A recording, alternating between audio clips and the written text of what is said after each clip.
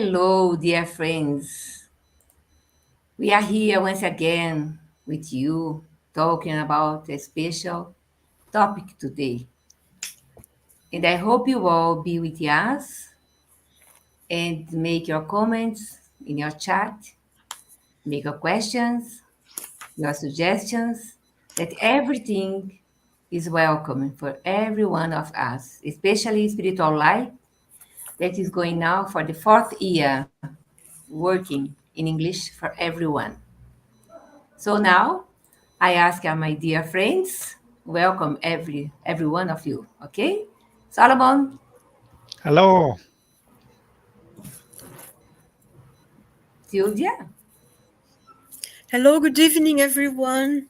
Wonderful to be here again.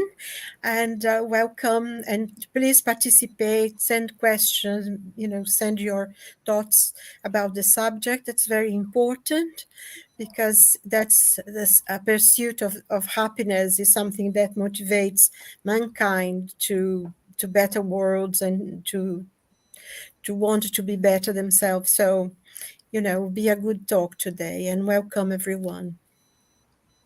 Thanks. yes.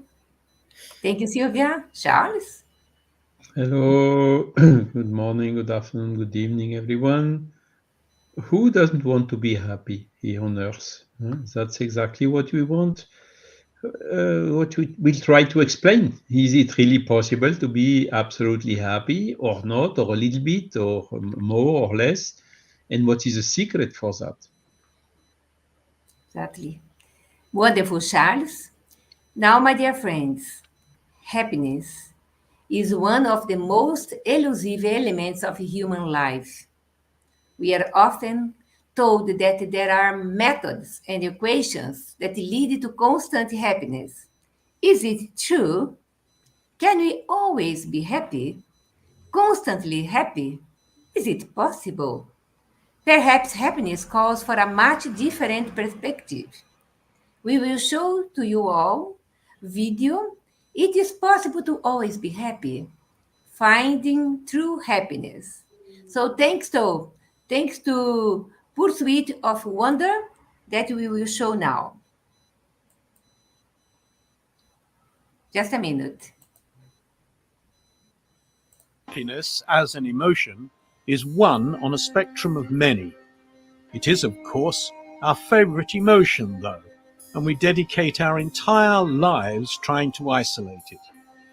But even if we could control the conditions of life to solely produce happiness, we should not want to. Without negative emotions, we would never know what feels positive. We do not want the emotion of happiness to be permanent because without binary contrast, there is no distinction between emotions and therefore there becomes none. What we need is a different kind of happiness, a happiness that comes from the appreciation of the idea that we are able to feel and experience the entire spectrum of life and emotion. We must not confuse attempting to achieve a sense of wonder and stimulation in life with attempting to achieve the emotion of happiness. It is good to feel the emotion of happiness, and we should try our best to do so as much as possible. But when we chase the idea that this happiness can be a ceaseless and constant state of being, we remain in a never-ending pursuit, attempting to blockade the ebb and flow of life. But of course, this is impossible. The flow of life is far too strong and powerful to dam. There are too many moving parts for everything to always work in favor of just one person, including you. You must instead be appreciative that you are not always happy and that life thinks you're worthy of experiencing the incredible array of emotions. Things won't always be good and things won't always be bad, but at least they will always be. Deep down, we fear a life of complete certainty and happiness. If our lives were free from all problems, our only remaining problem would be not having any.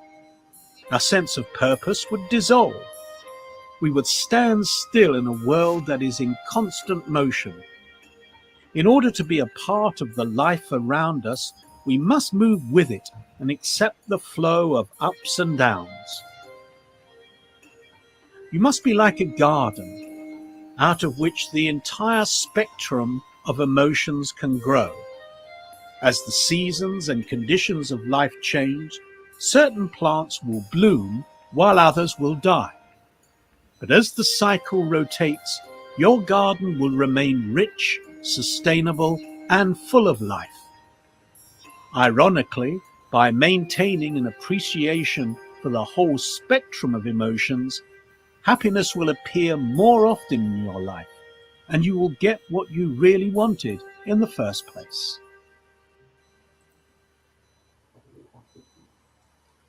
Thanks so much for the YouTube channel, Pursuit of Life, of Wonder, sorry. Okay, now that's it, my dear friends. Okay, let's talk about happiness. Can we be truly happy in this world?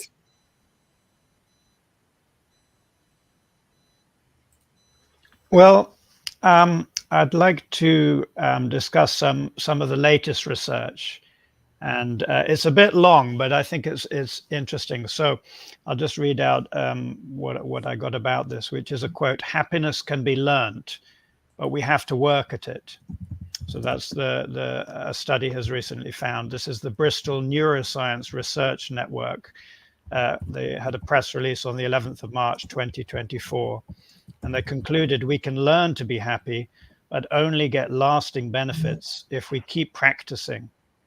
And that's a first of its kind, this study has revealed.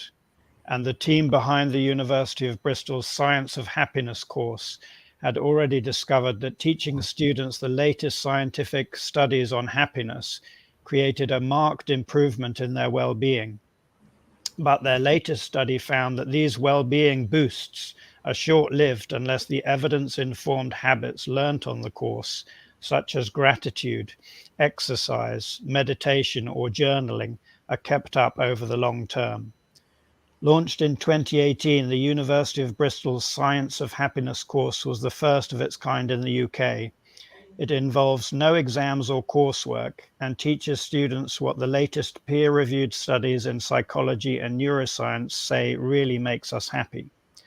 Students who took the course reported a 10 to 15% improvement in well-being, but only those who continued implementing the course learnings maintained that improved well-being when they were surveyed again 2 years on. Senior author Professor Bruce Hood said, "It's like going to the gym. We can't expect to do one class and be fit forever. Just as with physical health, we have to continuously work on our mental health. Otherwise, the improvements are temporary." Published in the journal Higher Education, it is the first to track well-being of students on a happiness course long after they have left the course. Professor Hood said this study shows that just doing a course, be that at the gym, a meditation retreat, or an evidence-based happiness course like ours, is just the start. You must commit to using what you learn on a regular basis. Much of what we teach revolves around positive psychology interventions that divert your attention away from yourself by helping others, being with friends, gratitude, or meditating. This is the opposite of the current self-care doctrine, but countless studies have shown that getting out of our own heads helps get us away from negative ruminations, which can be the basis of so many mental health problems. Professor Hood has distilled the Science of Happiness course into a new book out on March 10th. That's already been published. The Science of Happiness, 7 Lessons for Living Well, reveals an evidence-informed roadmap to better well-being. The other paper authors are fellow University of Bristol academics Catherine Hobbs and Sarah Gelbert and Laurie R. Santos, a Yale academic whose course inspired Bristol's Science of Happiness course. Further information, surprising takeaways from the Science of Happiness course include: talking to strangers makes us happier, despite a majority of us shying away from such encounters. Social media is not bad for everyone, but it can be bad for those who focus on their reputation. Loneliness impacts on our health by impairing our immune systems. Optimism increases life expectancy. Giving gifts to others activates the reward centers in our brain, often providing more of a happiness boost than spending money on oneself. Sleep deprivation impacts on how well we are liked by others, which is surprising. Walking in nature deactivates part of the brain related to negative ruminations, which are associated with depression. And finally, kindness and happiness are correlated. So I think this is the latest kind of study and the latest findings, and I think they corroborate really what Spiritism is teaching, that when you are kind, you can be happier. But of course, we can't be 100% happy 100% of the time. So that's my contribution. Silvia,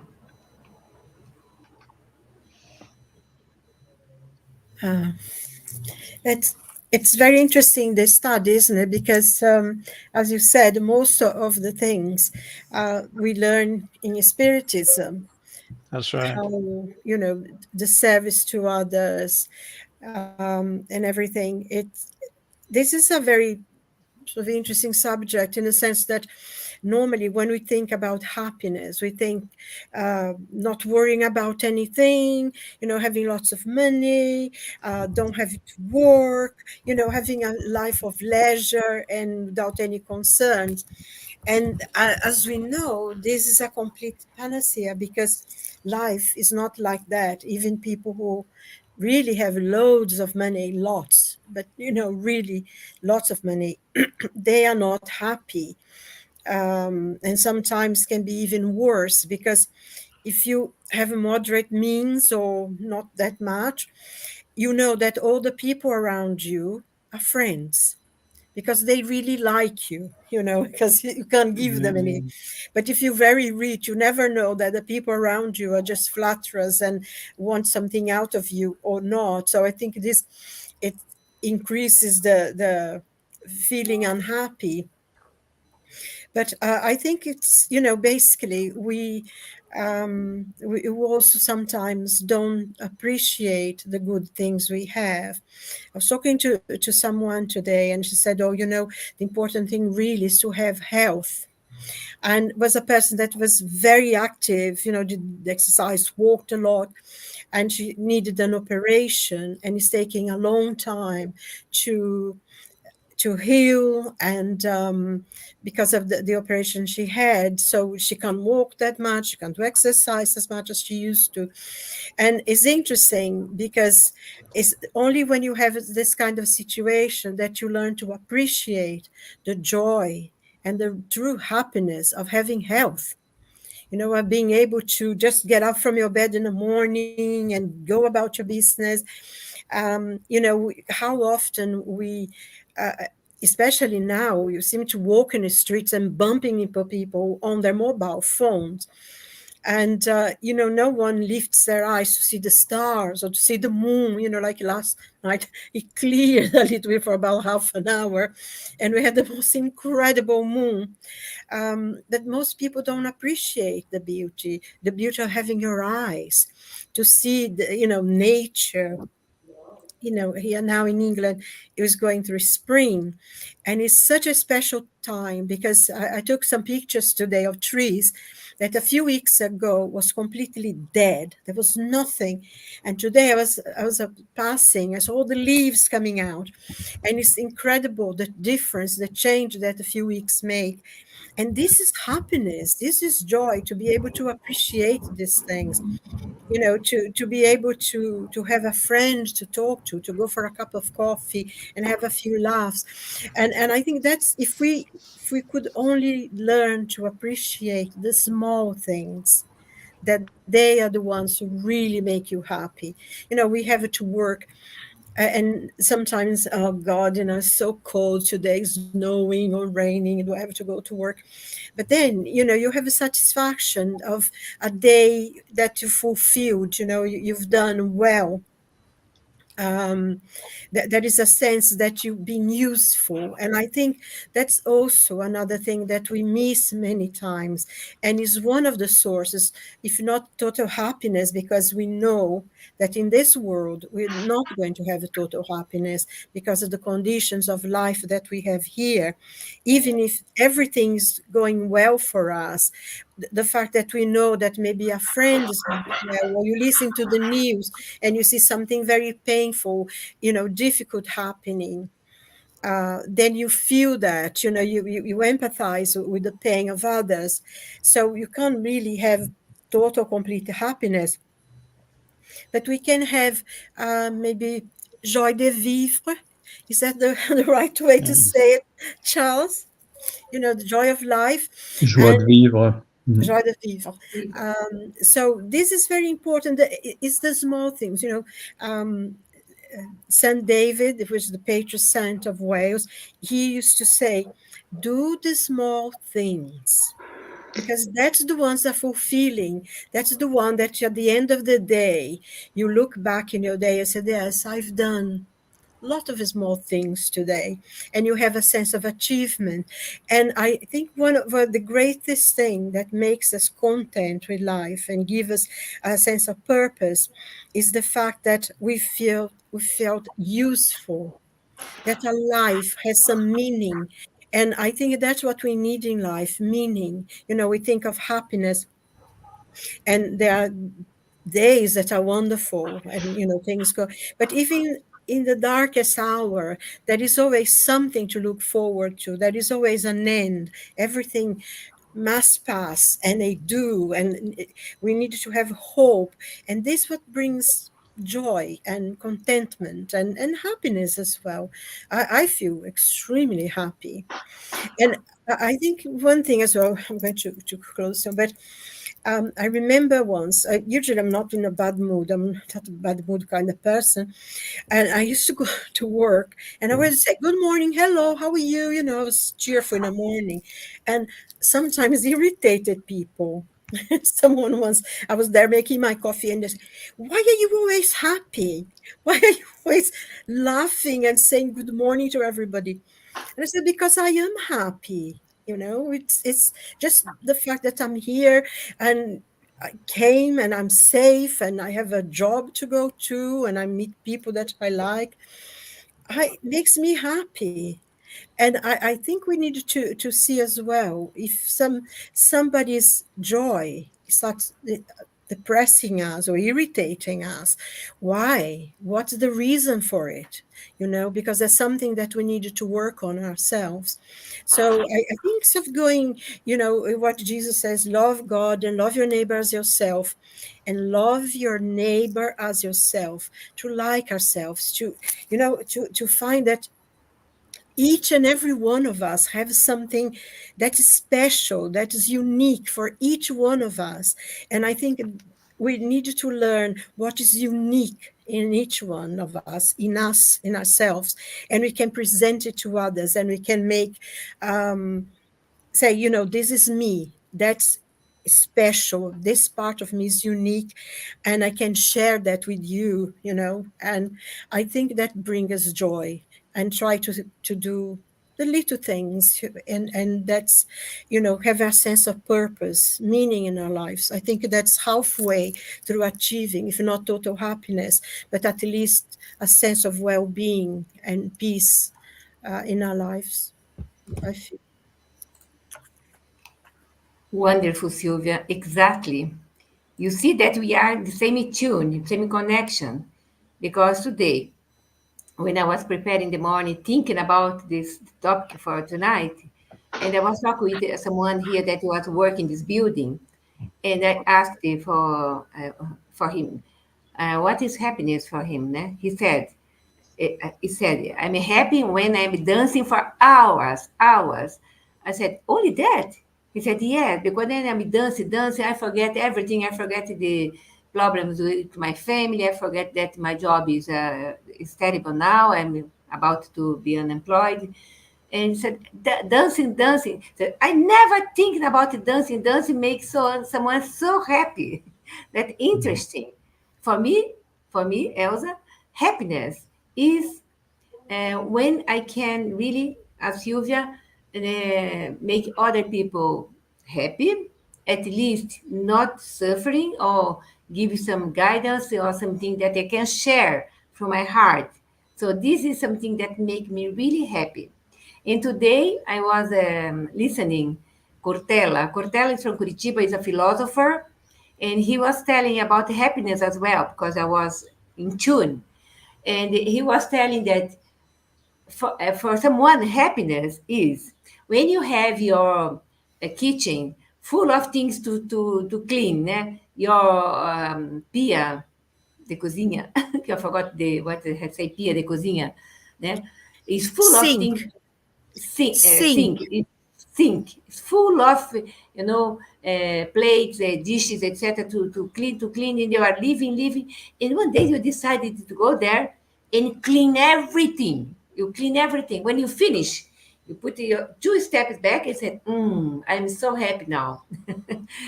Because your kitchen is really clean. It should be something that is your routine. Clean your things and be happy like that and working. But for some people, it's really a topic that make a difference on the day. Clean the kitchen is a happiness for someone. Dancing is a happiness for another one. For Solomon, I don't know. And for Silvia, it's more or less like what I said. And for Charles now, Hmm. about happiness. Yeah, I mean, it's very interesting. Huh? We have what we can see already from these exchanges is happiness is a mindset. Huh?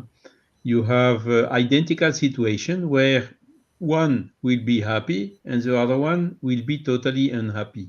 And so it's up to each one. And it's interestingly, Solomon, you read this study, which is very interesting because it shows that you can learn happiness with some coaching or some courses. You can have the hints and the tricks to be as happy as possible. But I think it's maybe the course alone is maybe not fully enough, because even with the course will have some people even after the course be happy in certain situation and some other being unhappy in the same situation. So it's really up to us to enjoy the relative happiness. And Silvia told it very well. Complete happiness on earth, unfortunately, it's not possible. In the gospel, we even know we can even read, happiness is not of this world. Talking about, of course, the future world where more happiness will be available. But in this world, complete happiness is not possible. But relative happiness is. And what is the secret to reach this relative happiness? A lot of these secrets have been already told by all of you, Elsa, from dancing, or some people find their happiness. And even by analyzing, is dancing really making the key to be happy? Isn't dancing a trick to forget the problems momentarily and to be temporarily happy? One can ask the question. But we should seek, okay, what should we do to be as happy as possible, relatively happy, but not just in a short term by dancing or by having some fun or by having, no, we should really try to have the happiness all the day. And that is where the mindset is coming. And Kardec is giving a lot of hints about that.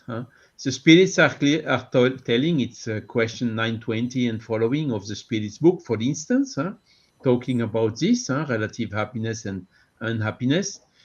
The spirits are clearly saying to enjoy relative happiness, the best trick, generically, of course, is to be in harmony with the natural laws or with the laws of God.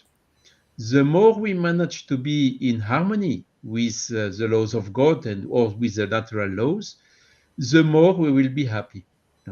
And so, what is it to be in harmony with the laws of God? Indeed, Solomon, you are right. Most of the hints given in the course are exactly the one told in the part 3 of the Spirit's book, Moral Laws, to try to make us to put us in harmony with the laws of God. Uh, One thing is sure: happiness is the result of our own work and not to be awaited through a favor done by God or whoever else. We are making ourselves, doing what is necessary to be happy. Nobody will do that for us. And I give an example. Who does not have problems here on the earth? I think we all have problems, isn't it? But how do we cope with these problems? Do we, oh no, another one, oh no, it's enough, why me, and whatsoever, and that's one way to cope with the problems, which does not make us really happy, isn't it? But there is another way, for instance, to cope with problems. Here is a problem. Okay, problems happen. Okay, so let's see what I can do to overcome this problem, to fix it. And it's always remembering me when I was still active. I had a team with engineers working with me, reporting to me. And sometimes they came to say, oh, we have so many problems and it's really difficult what you ask me to do whatsoever. And my answer was always, look, thanks God there are problems, because if there wouldn't be problem, I would not even need you. The work of an engineer is to resolve the problems, to fix them, to face them. And when we manage to face and to fix the problems, there we make a step towards the happiness, because our coping of the problems is different than when we are always claiming and shouting and whatsoever. Also, by doing something which is difficult. My boss told me once, when I made the same comment to him, oh, what you gave me to do here is very difficult.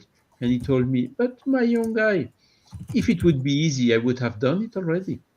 So, okay, understood, understood the message. And more generally, I mean, the happiness is coming when we are satisfied with what we have. When we are not satisfied with what we have, with all these artificial needs created by our society. You need to have the latest smartphone, you need to have the latest the clothes or whatever. With all these artificial needs, you will never be happy with what you have, because as soon as you have something, there is a further need. And of course, it's a way of how to say, marketing, to sell products that you don't need, to make you believe in that. But when you are happy, okay, I have an old car, but it's still fit for the purpose, so it's fine. My smart mode is as well. I'm absolutely satisfied with it. It's maybe a little slow, but I take my patience.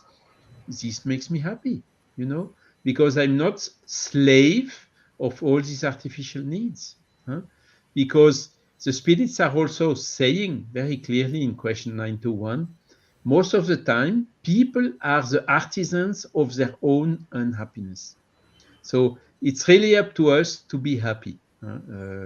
It's really up to us to build this mindset to be as happy as possible here on the earth. Wonderful, Charles. Now, our dear friends, weekly here with us, Robbie, I will ask Silvia to read what the hobby. Oh, no, sorry. It's not this one. I have to go there. Silvia, please. Yes, he wrote, happiness is visited from time to time for me. I practice to manage myself and improve to experience more moments of happiness and share them with others.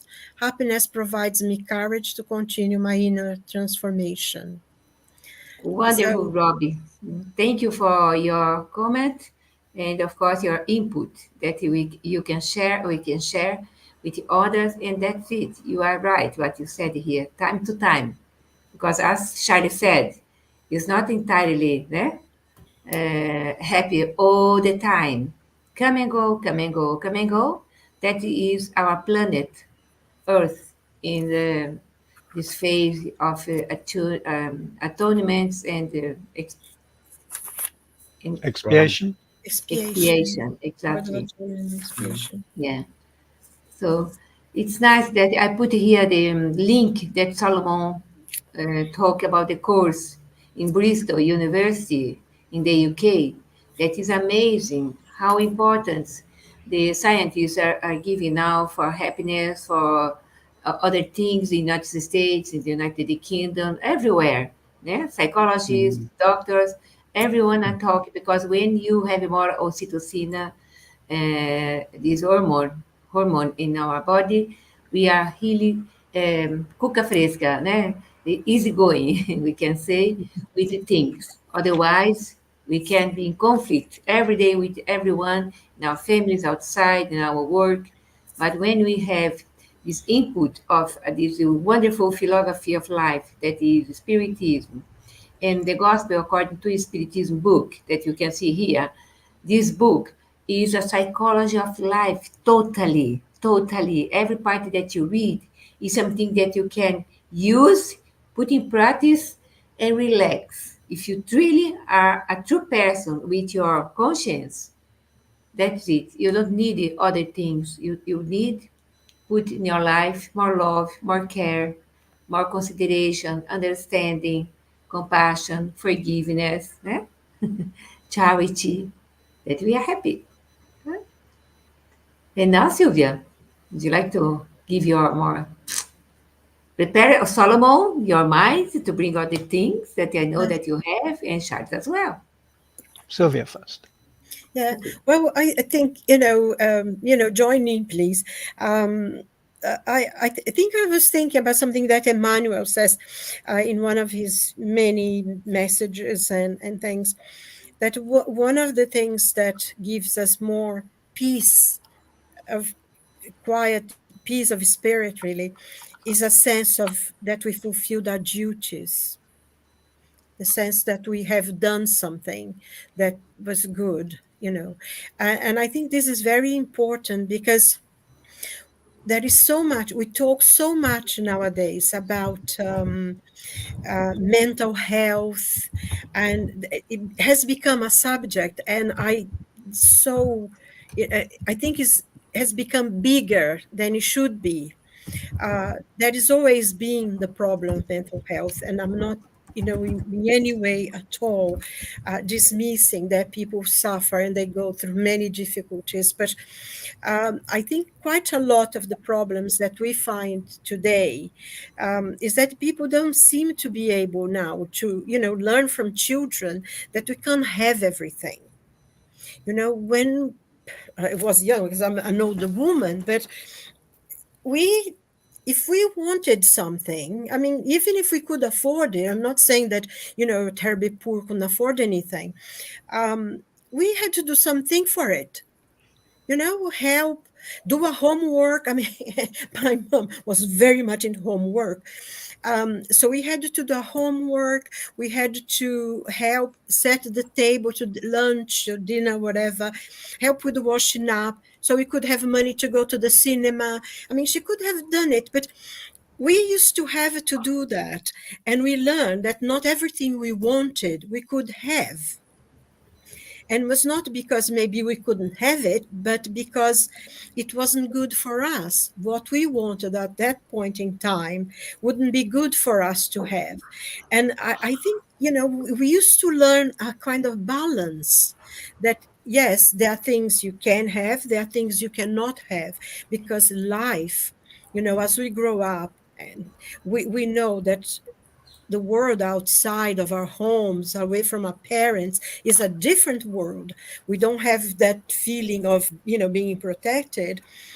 Um, but we had to learn that no, you're not going to have it because, I don't want to give you, it's not necessary for you at the moment. And we are disappointed. Of course we were quite upset sometimes, but we learned. And, now as adults are going out into the world, we have to, yes, there are things that's possible for me to have, and there are things that are not possible. And now we have our own children, and we also have to do that. But I feel, I don't know, maybe because I think somebody, I'm not sure if it was Charles or so, who talked about create. I think it was Charles said, we create a lot of necessities that we don't actually have. And parents seem to now give everything the children want. You see children 8, 9 years old with an Apple phone that costs like over £1,000, because the children want it, and they have the special toys. And that is not a word no. You cannot have it, because it's too young, or everything you want seems to be given. So we are creating a generation of people who don't know how to accept the word no. They don't know the meaning of it, and it become, and of course, the world is not like that. It's not like our parents are going to fulfill every whim that we have. And then we become very despondent and unhappy. People don't like us, because sometimes, there are people who become quite obnoxious because they are the center of attention. They are the ones, that's what they want to do. And if anyone says to them, I'm sorry, I can't do that, it's not possible, they become very despondent, very angry. And I think quite a lot of mental illness now is people don't have sort of backbone, because they have not learned, because life can be quite, challenging. And on the other hand, the very challenge that life brings us is what really, what Robbie said about this happiness that has visited me from time to time. And I think Charles also is something that, we create our own happiness. And if we are learned to see the good and the bad, and sometimes we can do something, sometimes we are not able to do something, and we can have this but we cannot have something else. If we learn this balance in life, we become more balanced, and in a way we can deal with the difficulties in life. And I find that there is a lot of things now that people cannot cope. We even with someone saying to them, sorry, I cannot do this for you, or I cannot go and meet you today because I'm busy doing something else. And anything sort of seems to bring people, and we have this thing about your truth as well as my truth. I am, and truth, yes, I have my truth. I have the things I believe. I have my experience. But on the other hand, the other person also have their truth, also have their life experience. I have to respect their truth as they have to respect me. And nowadays we seem to think, no, that's my truth and you have to accept it. And I think this is bringing a lot of unhappiness and a lot of feeling of not being fulfilled. Can even talk about many, many things now. There's a kind of imposition that you have to accept what other people think they are. And it becomes, and things become law now, which is completely absurd. I mean, thinking about, so I think that's a lot of unhappiness that we create for ourselves, because we expect things the way we're brought up. We expect things that the world will look and do what I want and be everything I tell them to do. And of course, it doesn't happen in real life. There are many times we go into a wall, and it's fine, because if you think in question of quantic things, we find a wall, we try to climb over it. But if you start crying because what you wanted didn't happen, you'll be standing there against that wall instead of finding a way, a solution to go over it, So I think that's a lot of being happiness as well, is to be self-aware that there are things I am able to do, there are other things I'm not able to do because it would hurt other people, or because they themselves, other people have the right to do what they want within that boundary, the space they have between them. And then I think it's a source of peace and harmony within yourself, because happiness and peace start within ourselves. And if we are assured with this for ourselves, it spreads out. Other people around us will take it as well, and will feel and create their own world. I mean, what Robbie said, oh, if I practice to manage myself, improve my experience, I can share with others. And that's what creates happiness and well-being among people, that once I achieve something, I share. So maybe it was a long-winded answer, but No, it's good. I think the sharing is really a key part of happiness, isn't it? It's like both you ladies were talking about giving to others, and how that makes you happy. And I think understanding we're all a community of souls. I've used this expression before, but I think it's important to know we're not isolated. Because in that. In those studies they were talking about loneliness, and that's very corrosive to us when we feel totally isolated and we have no options and we can't talk to anyone, nobody loves us. Then we do not feel happy, then we feel sorry for ourselves, and we feel sad. And yet in the knowledge of Spiritism, we know we are never alone anyway. So even if we think, I wish I had more friends, or I'm new in town, or whatever, in Spiritism, we know we have our spirit guide with us all the time, and many of us may have more than one, and we can, think of people who are no longer there, if that feels appropriate. And certainly none of our ancestors or our passed on loved ones would want us to be acutely suffering or thinking of suicide or anything like that. So at times like that, it can be appropriate to think of our grandmother, grandfather, and pray and say, please bear me in your thoughts, because it's important to know that at no time are we alone. We're never abandoned. So, and to understand within Spiritism, we have a community. Like now, we have people, we have Robbie, we have others with us online and later watching this. We have groups all the way around the world offering community. So it's in understanding that we don't have to be alone. Happiness is a decision.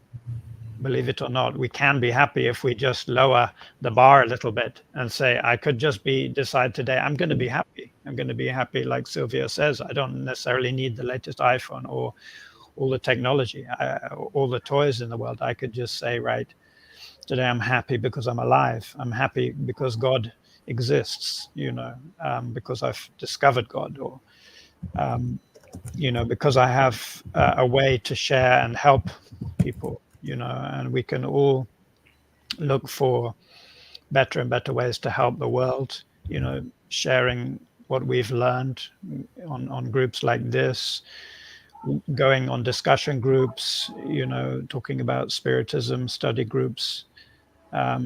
There's many ways that we can interact with the world and not feel like we're always, cut off and we don't have friends, because Spiritism is a big family and we welcome anybody. We're not exclusive. You don't even have to believe in us to come and talk. You can study and see what we offer.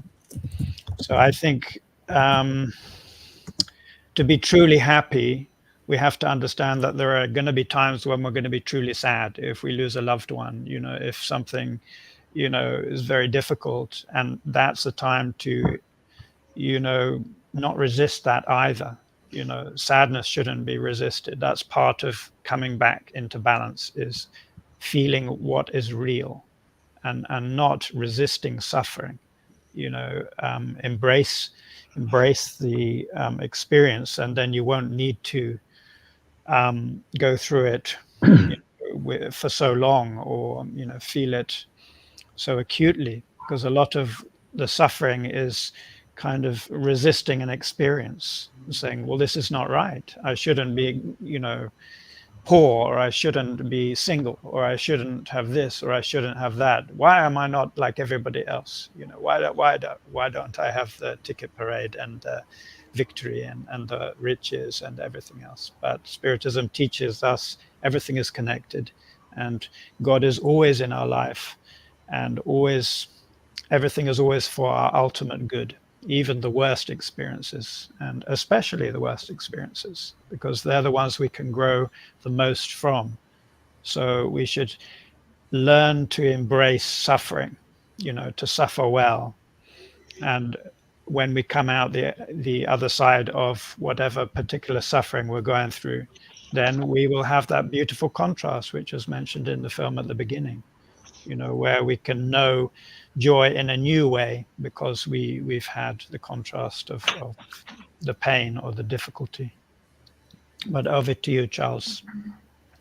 Before Yeah, I Charles mean, comments, quickly, Charles, that go on, Elsa.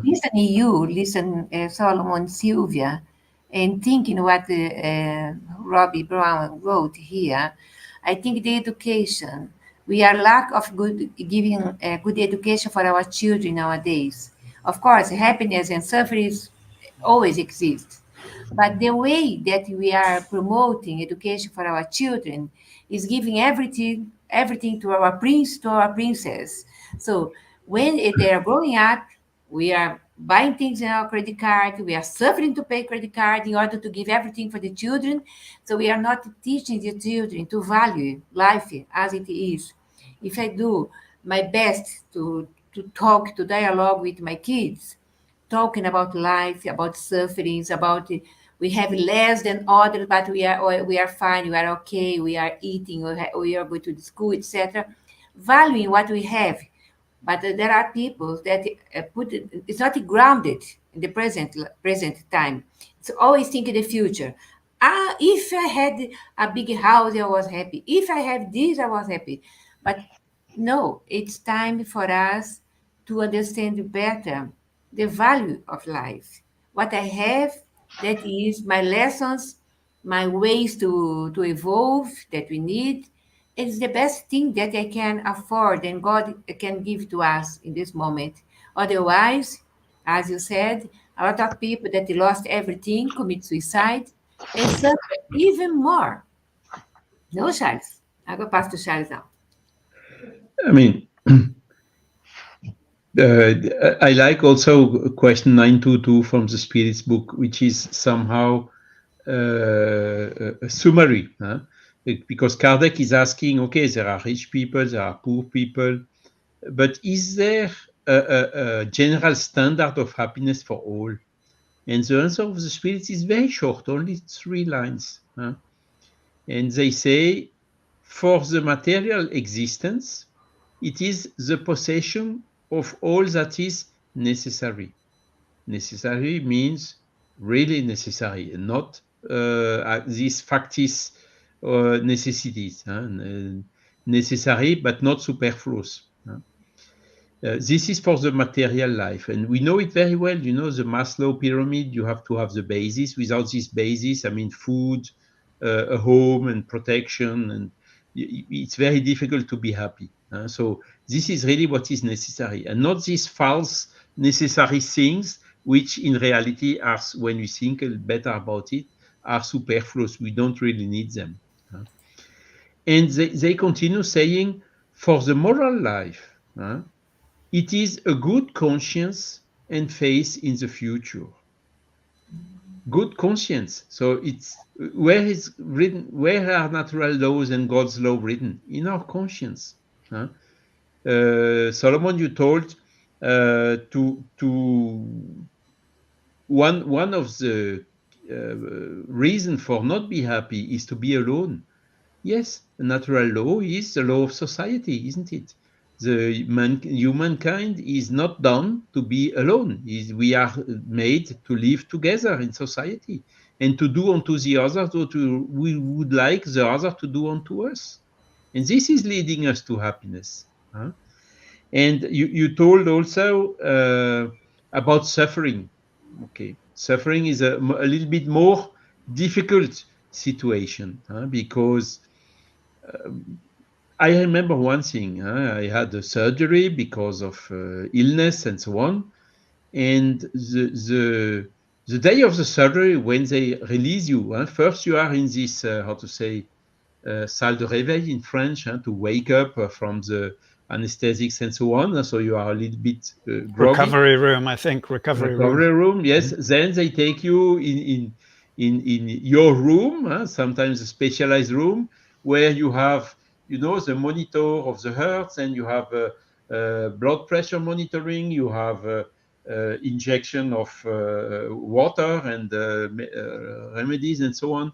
You have also some drains. A lot of you are bound everywhere. So that happened with me, but this when we talk faith in the future, thinking back, it was one of the most happy days I had in my life, because you are completely bound, you are dependent of these people, you are dependent of everything or almost, and still you look up and you see God, you are facing the future, and you say, look, God, here I am. You want to take me back to the spiritual world? Okay. You want to, as I stay here a little bit more? Also okay for me, and it was really this feeling of this communion, of having this faith bringing some light to you. It made me extremely happy, more happy than even being healthy, because thanks God, again, the things went, and I'm totally recovered now. But thinking back, that moment was really one of the most happiest in my life. So it's again a question of mindset, a question of coping. Having good conscience means to do whatever we can do to help the others, gratitude, uh, charity, whatever, to have this good conscience. Avoid doing also the things who are making you with bad conscience, because with bad conscience, should have done that. There I could have done some things that I missed, that I didn't do. This does not make us happy. It's so simple. You see, 3 lines, and the spirits are giving this general standard for be happy, and it's not complicated, but it requires from us this effort. It requires from us to think about the natural law, the God's law, and the effort to make such that we are most possible in harmony with these laws, and that will make us as happy as possible, even on this difficult planet, even with all this what we can see around us. So let's try to do our best to share this, and also in this same section of the spirits book, there is also another question that I love a lot. It's a question 932 of the spirits book. I don't know if it's one of them that I know by heart, and Kardec is asking, why do the wicked of this world usually exert a great influence of the good? Why are the wicked dominating in this world, leading even? Answer of the spirits is because the good are not assertive. The wicked are scheming and daring, whereas the goods are timid. The moment they want to, the latter will prevail. So let's really go on this, do whatever we can in order to have the good prevailing on our planet, and then increasing the level of happiness as much as possible. I am sure our friends that are watching at the end of our video today, our live, they will say together, don't you worry, be happy. That is, of course. If you worry every day, we will be like that every day. No, life is a blessing. Doesn't matter if my car is broken, if I lost my job. We have to be happy to have this connection with our benefactors, because we are never alone. As Solomon in Charles mentioned, we are never alone. We are always surrounded by thousands or more than that, a multitude of witnesses, good Witnesses. and bad. But we need the most to have our good thoughts in peace. And so in peace, we can think better, we can plan better, We can find the things that we are like that, like that, like that. Where? It is here in front of me. Always calm down, pray that the happiness is not of this world, but we have lumps, glimpses of happiness. When a baby born, when someone win a lottery, when you have the opportunity to go to a charity of kids and give something to the kids and stay there, so make kids smile, that talk with the kids. That's something good in our life, that we are never alone. When we think, share our things with others, we are really feel a blessing in our heart. That is a glimpse of happiness that we are having here. Elsa, just And a quick one that I did forget. Solomon told about the pain we have when we lose a beloved one. Here again, what means to lose a beloved one? No, passing away. What does it mean? It does not mean disappear completely. It Exactly. just means to be freed from the physical body and to join that team of mentors and family spirits which are helping us. So even this, with the spiritist body of knowledge and the spiritualist paradigm, we can find reasons to not, how to say, to overcome a pain which is so big, a mother losing a child or whatsoever, but it's not a loss. It's just a temporary separation. We never die. We are immortal beings. Come Death and does go, not come and exist. go. Yeah. Exactly. yeah, and I think that I was going to say as well, because talking about happiness and make us happy and trying to make us create happiness for us, we cannot deny that there is a lot of suffering in this world. There is a lot of pain. There are a lot of people homeless. We are living now through many wars around us, incredibly painful and incredible. It's unimaginable, really.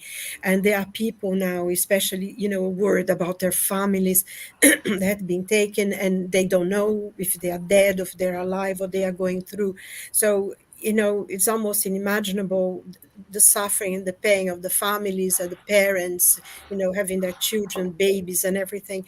And I think in that, we cannot solve that problem, but we can pray for them. And I think that's a source as well for us of some contentment, that we are able to have empathy to other people suffering, to what they are going through, and to send them prayers and to ask God to give them the strength and they need, because in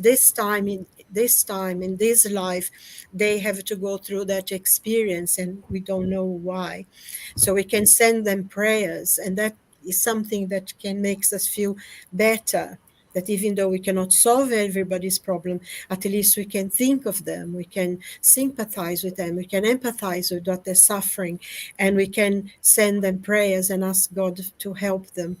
I think this is also a kind of, who brings us some peace in our own hearts, because Halil Gibran, he said, when someone is hurt, it hurts me because I'm human too.